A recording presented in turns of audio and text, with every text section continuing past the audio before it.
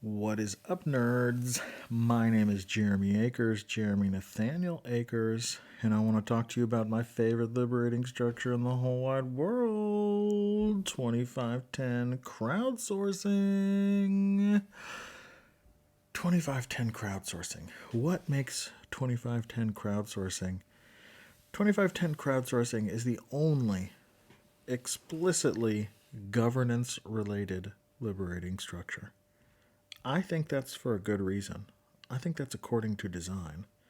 I think governance generally sucks, and if you're engaged in governance, you're probably organizing your groups wrong. But I'll get into that later. How does 2510 crowdsourcing solve the problem of how we decide together? All right. 2510 crowdsourcing. It's really to identify where the juice is, where the awesome stuff is, where the great ideas are. And the goal is to really include and unleash everyone to participate in that decision-making process. And we use 2510 crowdsourcing because it does include and unleash everyone, and because it is seriously playful. How does it work? So first we start off with our invitation, our question, our prompt. Where is the bright future now possible? That's, of course, a placeholder. This is a variable.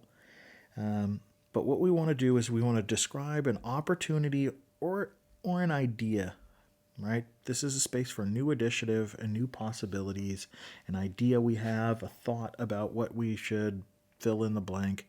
Doesn't really matter, but we want to have aspiration sort of at the heart of it. And we are going to take, 5 minutes of solo time silently together. And I'm just going to describe the opportunity that I see on an index card, right? And of course, right, there are better ways of describing opportunities and worse ways of describing opportunities. The fun of it, I think, is enabling us to engage in a learning process that is related to what is the feedback or consequence of the way I describe this opportunity on my index card. I get to see the results of that. So, if you want to frame it up and give people some advice, go for it. If you don't, right? I mean, this is general governance at all, right? You can give people a very lengthy form, a standard format that we want all proposals to be submitted into the governing body. This puts a big burden on folks. Or we can just give them a blank index card and say, put whatever the fuck you want on there, however you want to describe it, and you'll get whatever you get out of it. And that will be a function of both how you describe it and the content, right? The content and the process. Sorry, I'm waxing poetic. So what are we going to do? We're going to take those index cards and we're going to swap those cards at random with 5 people. 5 people, again, is a variable. This number does not matter whatsoever, but just swap it at random with a few people. I thought 5 was simple because 5 runs into 5 with 2510 crowdsourcing, but it doesn't really matter. So swap the card at random. What is important to know is don't read the cards as you're swapping them at random. Just swap them.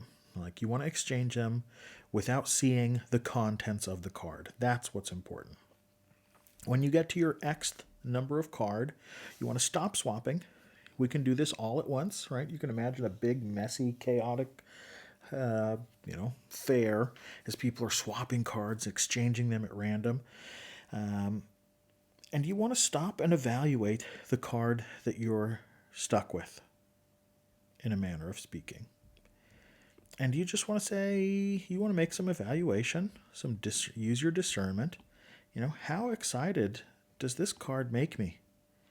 And on the opposite side of the card, I want to score it on a scale of 1 being low, meh, 5 being high, oh my god, that's so cool. I think I want it yesterday, and I'm willing to put in some time and energy to make it happen. Right? That's a good 5. So on the back of our index card, we put whatever our number is, and we repeat that over and over and over and over again until we have scored 5 cards on a scale of 1 to 5. When we put the fifth number on our card, we add up the numbers. We add up all 5 numbers. Right? And again, this is, like I said, one of these exercises where everything is sort of taking place in the context of this silently together. This stuff doesn't take much time. Scoring the card, meh, but first thought, best thought, put a score on it, swap them around, right? And the more random, the better. So as we have the fifth number and a total tally on the back of our card, we want to form a number line, right? So 25 is here, 0 is here, 5 is here. Okay, go ahead and line up according to this number line. Where's your number? This is a nice coordination exercise. You can ask people to do this silently without talking, right? And they have to, use their hands and fingers or show the cards to each other. It makes it a lot more fun. And tell them just arrange themselves on the number line with the card that is in your hands. This is not the card that you created, but this is the card that you have now. So just put yourself on the number line as a representative of this card. And then what do? We read off the top, let's say, 10 cards, 5 cards, the top few cards, the top 20% of cards we read off, depending on how many people we're with, how many cards we want to evaluate. We just want to say these were the ideas that a random set of people voted as being very good. Yay, you're the winners of the day. What I love about this is that, collect the cards in the order, right? In the order that they show up on the number line will make your life easier as a facilitator and a person hosting this process. If you can just have people stack them up and move them down the line so that you get a stack of ideas automatically sorted in the order of most energized. What I appreciate about this structure is that it is, like most liberating structures, perfectly imperfect. No one gets to see all of the ideas. Everyone gets to see 5 random ideas that they did not create, most importantly. And based on the random subset of people that saw your idea, you get a score and you get the feedback of however you describe that idea, both on the content of the idea itself as well as how it was described. That's your score. That's what you get. That's your feedback. Learn from it. In just 20 minutes, a group can come to a decision about some super cool, awesome, good initiative type stuff. Super playful, super fun, super fast form of decision making. It does have a shadow side, I will let you know. And I mean that quite literally. There is a variation on this structure that is also good times called the anxiety circus. It once more does the same thing of being fast and fun, but it on the agenda helps us identify where the dragons are. It helps us to surface our shared concerns. So instead of super awesome good new idea, what we're going to invite people to do is, hey, what keeps you up at night? What is your concern around topic X over here? Once more, describe it on an index card, swap your card at random with 5 people. Don't read those cards, and when you get to the 5th card, turn it over and read it. On the other side, score it on a score scale of 1 is I do not recognize this concern. I'm not worried at all. 5 is, oh yeah, it keeps me up at night too. Oh dear. Repeat over and over and over and over and over again until the card that you are given that you add the 5th score to. Once you add the 5th score, you add the numbers on the back of the card up and you place yourself once more on the number line, reading off the items in whatever the high score box is for your context. And again, collect the cards in order. So once more, an exercise that's done predominantly silently together, that only has a little bit of actual open your mouth and talky time, that very fast and very effectively helps us to identify what our shared concerns are around this topic in this context. Super fast, super effective, super easy. This is how governance should be done. Perfectly imperfect. Nobody gets to see all the ideas. Your idea does not get to be seen by everyone. And through the glorious gift of randomness, it's totally good enough for now to make choices based on this, using the wisdom of the crowd. Thus, 25-cent crowdsourcing.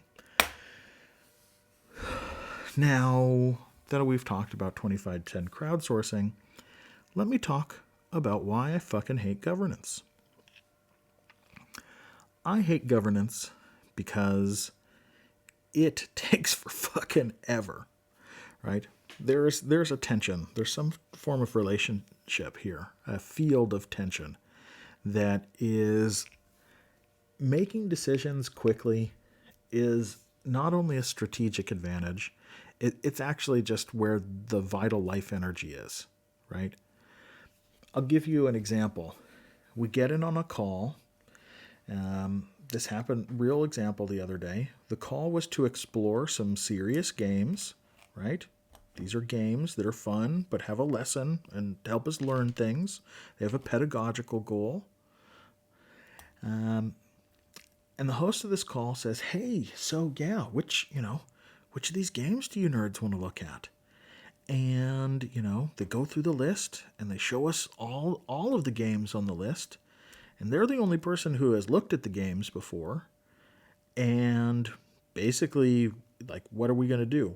We can make a decision about which game we want to take a closer look at based off just the description together, because we're sharing screen. There's only 8 of us on the call. Or, what's a better idea? How about that person who has looked at it more than anybody else just makes a goddamn decision, takes some autocracy and says, hey, I looked at these. These are the ones that look the most interesting to me. We're going to start there. If we want to look at something else, look at something else. Here's the website. Go poke around if you're disgruntled. This to me is the vibe, right? Number one, the person who has the access and is the closest to the information should feel empowered to make a motherfucking choice on behalf of the collective. If you're the person with your hands on the wheel, with your finger on the button, and it's your job to press that button and to hold that steering wheel, then you goddamn well do it. I think, and I recognize this personally, right?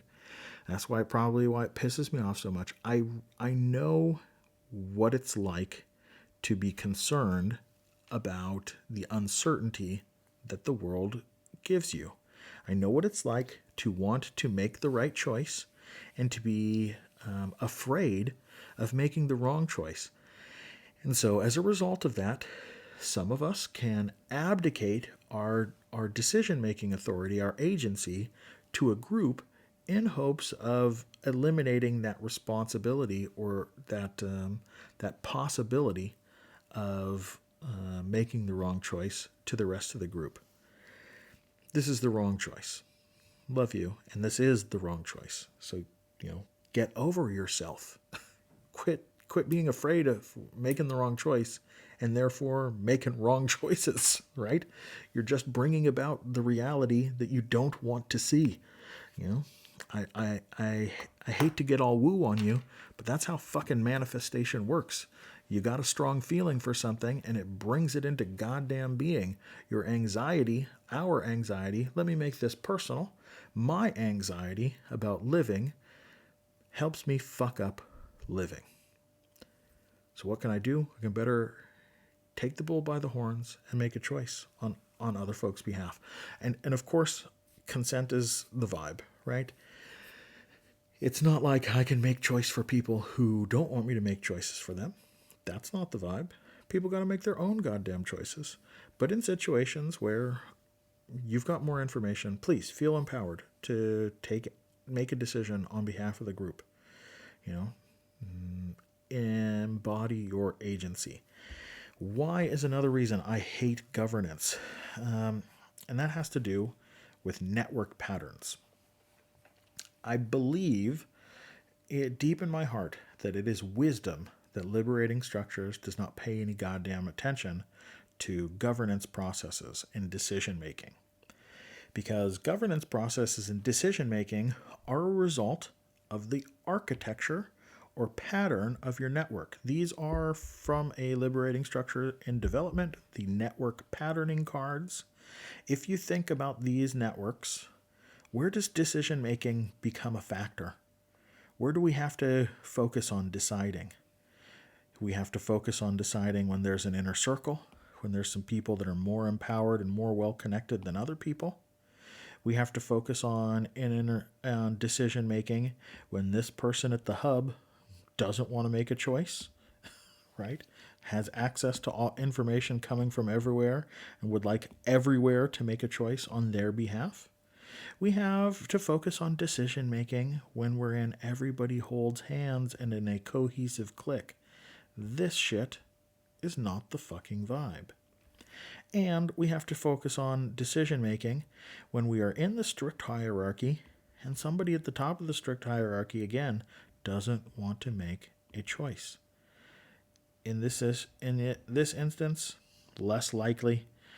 We often select for the person who is most able to make choice in hierarchy, is often the case, and it's all about you in the hub and spoke model, that we get somebody in that central spoke that doesn't want to make a choice. And often we here on the outside don't want that person to make a choice, but secretly we do. Also with the inner circle, if there's an inner circle of people that are more informed, that have more agency, that are more equal than everyone else, these nerds will have to figure out how they're going to decide together. And that's fine. But I think that they should, right? I think that they should. They have the information that connects all of the outside context across that context.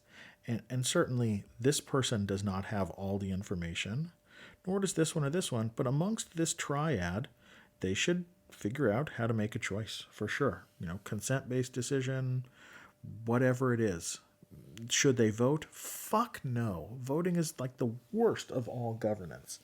Voting is what you do when you're in a cohesive clique, and it's what you do when your better options fail. So let's push better options. Let's actually push decision making to individuals to go their own way and do their own goddamn thing. This is why I'm a huge fan of 15% solutions, because regardless of what network pattern you're in, if we empower individuals to act according to where they have discretion and according to their best judgment, then we get lots of good, positive, pro-social action. It works when people are solo, out for themselves. It works if we are in a cohesive group. It works if we're in a hierarchy. It works in all of these contexts. Every single person can make a decision about what the best thing for them to do is in their context and enact that. 15% solutions are the vibe. And guess what? You don't need to vote on 15% solutions. You don't need to... Sure, you can get some feedback, but just decide for yourself what you want to do. And I get that there are times where collective action is the vibe. And I really want to challenge absolutely everyone out there to organize smaller. Instead of getting together in one big-ass group, organize smaller and smaller-ass groups. This is a better vibe. And what you'll notice is that when it's time to get together to do something big, your group of decision makers will probably look more like this. You'll probably have more of a representative sort of democracy type shit. No, they should not fucking vote. And no, we shouldn't vote for who gets to sit in that seat. Like we should organize at small scales, and enable these roles to be self-evident based on the people who have the ambition to be seen and serve at that scale of abstraction. And we should only push for these things when they're absolutely necessary. What I mean is get good here,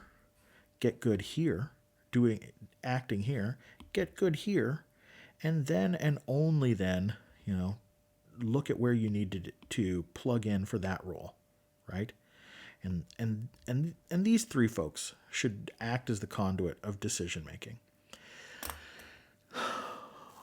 I'm sure I'm going to take a lot of shit from governors out there for this, but I believe that the network topology, the structure of our relationships, has more information and more bearing than we would dare to believe on the processes and the culture of our collaborations. That's all I'm saying, is that focus on good architecture, focus on using the appropriate pattern of connecting and coordinating for your context, and decide at the appropriate scale together. And what I think you'll find, and the work in microsolidarity bears this out, is that get good at smaller scales before you concern yourself about bigger scales of coordination. That's basically the vibe. And when you get to the bigger scale, like, that's a new problem. It'll have new solutions. You will lean on the things that you've learned at the smaller scales, and you will develop new and novel solutions that are appropriate for those larger scales that may inform what you do at smaller scales, but hey, maybe it will be novel and take advantage of specific affordances, technical or otherwise, that only come at those scales. That's my 2 cents on on on governance. Hot take, fire rant. Deal with it. I mean, I love you. Go fuck yourself. Whatever. Hang out. Thanks for listening to my 2 cents on 2510 crowdsourcing and decision making in the context of liberating structures. My name's Jeremy Nathaniel Akers. This has been a Wise Crowds production. I want to thank you for your time, attention, and energy, and go out there and make the best choices you can, and realize that sometimes those are going to be wrong, and learn some shit, nerds. We're all just doing the best we can, so let's just learn together.